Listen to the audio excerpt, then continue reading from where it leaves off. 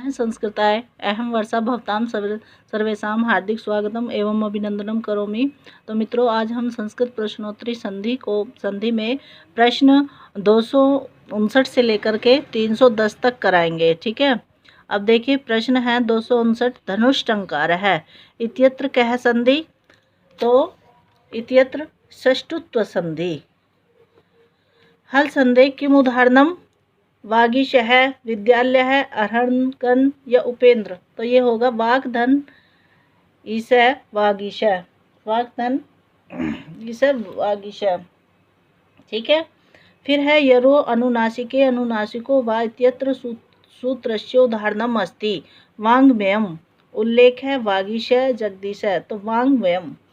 तो इसमें यरो अनुनासिके अनुनासिको वा में यदि यर प्रत्याहार अर्थात है को छोड़कर किसी पदांत व्यंजन के बाद कोई अनुनासिक वर्ण आवे, व्यंजन के बाद कोई पदार्थ अनुनासिक वर्ण आवे, तो यर के स्थान में उसी वर्गमाला वाला के अनुनासिक वर्ण विकल्प से होता है।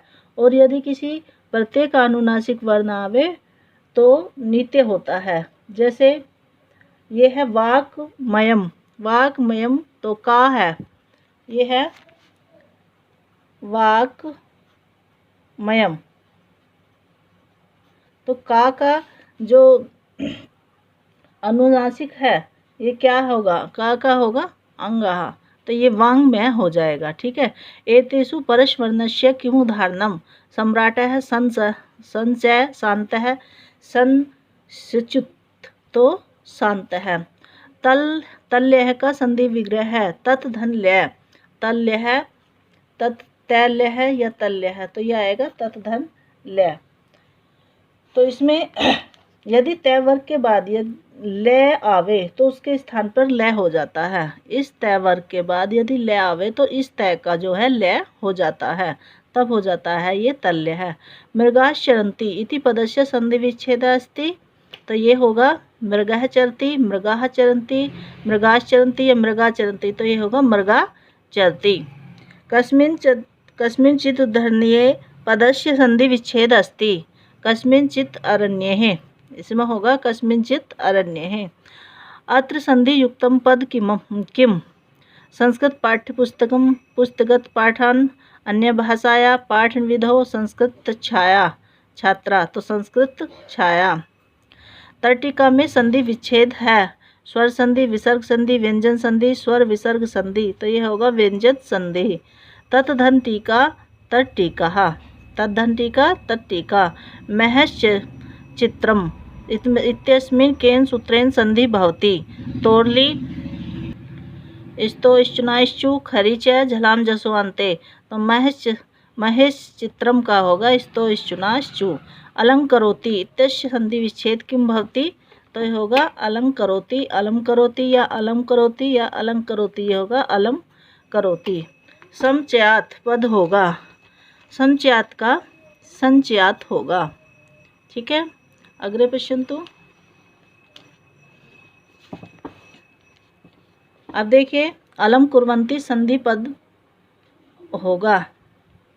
अलम कुर्वन्ति, अलंग कुर्वन्ति, अलम कुर्वन्ति या अलं कुर्वन्ति। तो ये अलम कुर्वन्ति का अलंग कुर्वन्ति होगा। तिरंश चरन्ति।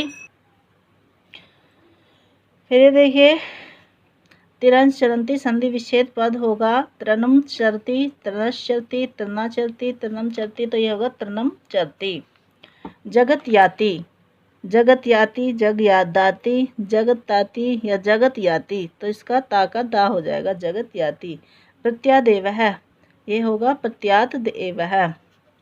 वाक जालय का संधि विच्छेद होगा वाक धन जाल है। तो यही होगा वाक धन जाल है। ठीक है। अब देखिए, वाक हरि पदस्य वैकल्पिक संधि पदम अस्ति। वाजधरी, वाघहरी, वागधरी, वाघहरी। तो ये होगा वाघहरी। तो ये वाक धन हरि, वाघहरी। अब इसमें देखिए, यदि वर्गों के प्रथम द्वितीय चतुर्थ, वर्गों के प्रथम द्वितीय चतुर्थ वर्णों अर्थात यह प्रत्याहार के बाद है आवे तो है के स्थान में उसी वर्ग का चौथा अक्षर विकल्प हो जाता है।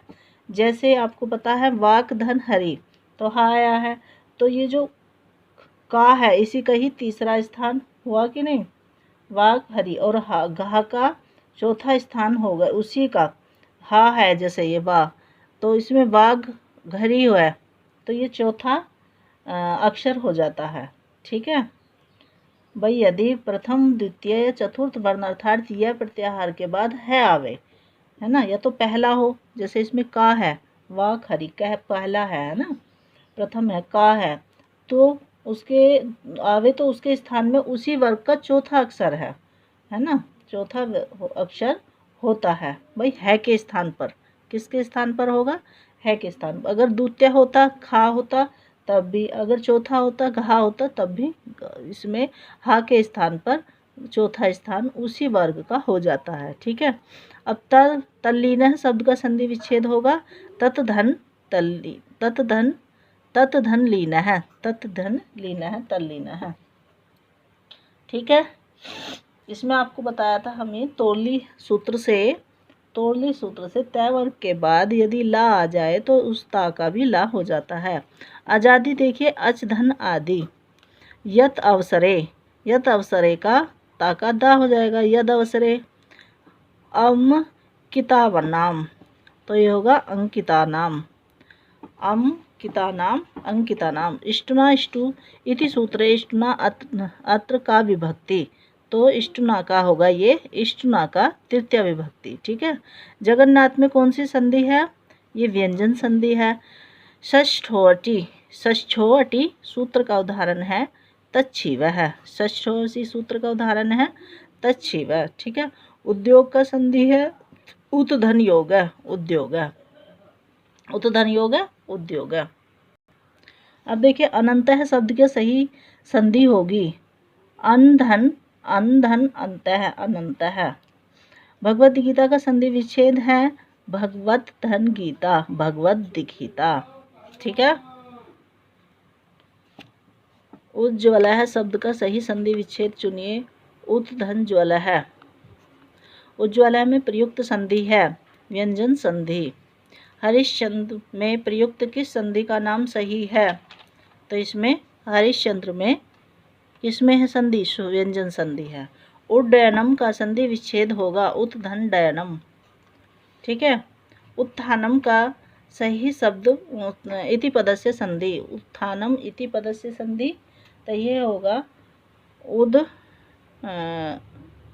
उद्धन स्थानम, उद्धन स्थानम। अब इसमें देखिए, यदि उद के पश्चात स्था या स्थम शब्द आवे तो उसके शय को था का आदेश होता है। ठीक है, और जैसे उद स्थानम, तो ये होगा उत्थानम, उद्धन स्थानम, इसका होगा उत्थानम। ठीक है, इष्टो सूत्र के अनुसार सचुत्व संधि का निम्नलिखित में से कौन सा उदाहरण सही है, रामस चिनोती, यही होगा इसका, रामस चिनोती।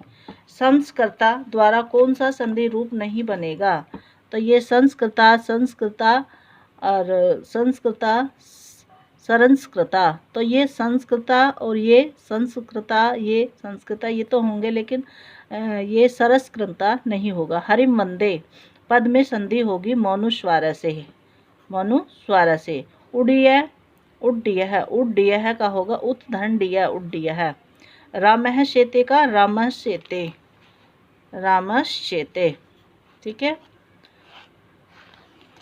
फिर देखिए उत्धन लंघनम, तो ये होगा उत्धन लंघनम, उल्लंघनम, उत्धन लंघनम, उल्लंघनम, तो इसका होगा उत्धन लंघनम का होगा उल्लंघनम, ये होना चाहिए, देखते हैं उल्लंघनम, ऐसे ही है उल्लंघनम।